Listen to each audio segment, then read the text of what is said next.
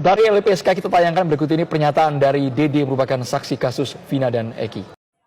Assalamualaikum warahmatullahi wabarakatuh. Selamat pagi Izin Stage ya yang punya channel.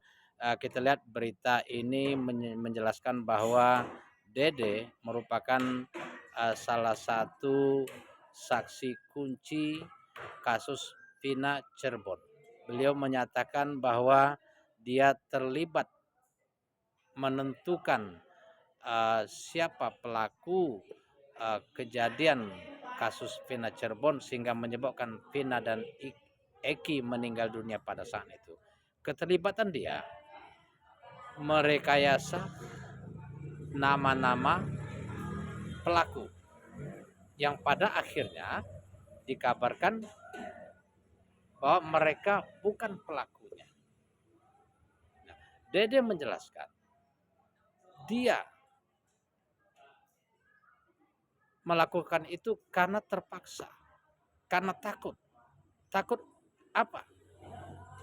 Pada dasar dia diajak AF, ya.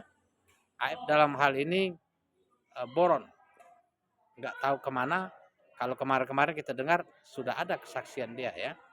Dan mereka berdua ini atas perintah Pak Rudiana atau Ibtu Rudiana yang menjabat Kapolsek sekarang ini. Alasan dia melakukan itu yang pertama takut dan terpaksa. Sampai di mana ketakutan dia dan keterpaksaan dia, nanti ada proses hukum selanjutnya. Kita lihat nanti perkembangan, ya. Dalam hal ini, sahabat seiman, ya sahabat semuanya, Dede menyatakan ingin berkata jujur, mengungkapkan fakta yang terjadi yang sebenarnya. Dia mau orang yang 8 orang terpidana hukum mati itu ingin bebas. Dengan konsekuensi dia melakukan itu, dia sanggup dipenjara, dia sanggup dihukum, dia sanggup dibully, dicaci, dibenci, dikucilkan dari keluarga. Apapun alasannya, risiko apapun akan dia terima, yang penting orang 8 itu bebas. Karena dia menyatakan orang 8 itu tidak bersalah. Luar biasa, ya. Ini merupakan salah satu kunci. Akan tetapi perlu hati-hati, ya. Mungkin Pak Deddy Mulyadi atau siapa yang berwenang, ya, atau kuasa hukumnya ini perlu dikawal, jangan sampai sesaat hilang, ya, menghilangkan diri, lari bersembunyi, atau namanya manusia bisa jadi berubah pikiran atau dilenyapkan. Bisa jadi, ya. Untuk Dede ya, saya salut, ya, kejujuranmu untuk menyelamatkan kawan-kawan yang teraniaya, ya. Apalagi dikatakan tidak bersalah menurut Dede ini, ya, menurut Dede ini, ya. Ingatlah bahwa Allah SWT berfirman, Qul lillazina amanu taqu rabbakum lillazina ahsanu fi hazid dunya hasan. Katakanlah hai Muhammad kepada hamba-hambaku yang beriman. Jadi ada kepedulian Allah SWT kepada orang-orang yang beriman. Ada rasa sayang, perhatian. Apa permintaan Allah? Wattaqu rabbakum. Takutlah hanya kepada Allah saja. Taatlah hanya kepada Allah saja. Tidak ada ketakutan kecuali kepada Allah SWT. Nah, kalau pada saat itu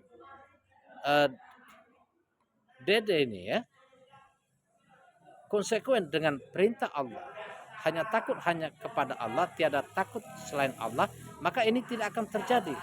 Sekalipun dibujuk, dirayu, diberi uang, bahkan disakiti, dibunuh sekalipun, maka kita akan mati syahid.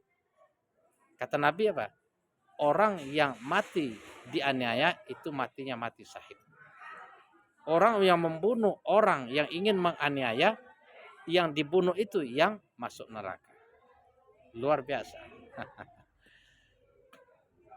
Dan ketika kita sudah beriman dan takut atau bertakwa kepada Allah Subhanahu wa taala dengan sepenuhnya mengerjakan apa yang diperintahkan, menjauhi larangannya dengan penuh kesabaran melakukan hal itu, maka kata Allah selanjutnya, lillazina ahsanu fi hazid dunya hasan. Orang-orang yang melakukan kebajikan di dunia, maka di akhirat akan mendapatkan pahala kebaikan, yakni pahala surga. Nah, ini yang saya tertarik untuk mengomentari Dede ini ya, bahwa ini merupakan salah satu kebajikan yang luar biasa. Merasa kasihan, merasa iba karena keterlibatan kita sehingga mereka menjadi korban ya salah tangkap ya. Dan mereka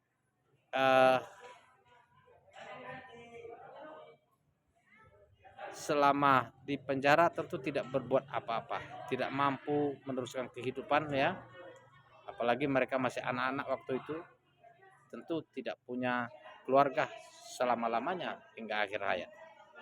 Maka ini merupakan salah satu kebajikan yang perlu dicontoh.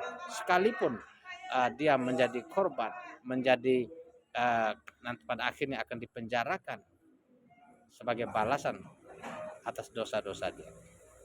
Tetapi Dede dengan tulus meminta maaf kepada 8 orang yang terpidana dan kepada keluarganya dengan tulus hati, dengan rasa sedih dan raut penyesalan di wajahnya, beliau mengungkapkan minta maaf. Ini bagus dan patut dicontoh. Untuk 8 orang yang terpidana dan keluarganya, manakala kita mendengar kejujuran daripada Dede ini,